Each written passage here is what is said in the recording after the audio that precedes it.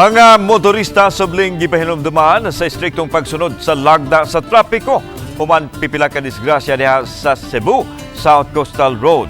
Ani ang Holy Cam sa report ni Femari Dumamo. Usa sa nahulikam kining pagdumbol sa dump truck sa nakamotorsiklo nga magtiayon. Sa kuha sa hulikam nga nauna ang nagmotor o kay padung nang mag-go signal ang mga palabang nga sakinan ni hunong na kini. Apan ang nagsunod nga truck nga giingong nagtinguha unta nga mag-beat the red light ang midumbol sa nagmotor.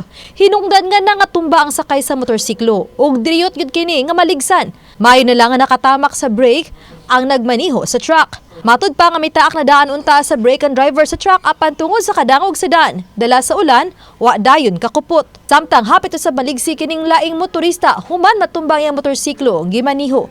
Dihang nadumbulan ini ang pick-up nga paliko nga iyang gisundan. Naot balance siya og natumba. Mayo na lang dali siyang nakaluko o wala ra maigwa ang ulo sa nagsunod nga mga sakyanan. Hinungdan niya ipahimangno ang Pangulo sa City Toda.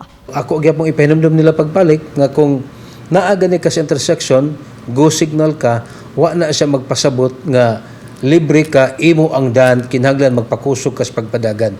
Uban ni Godfrey Rilien, Femari Dumabok. Balitang Bisdak.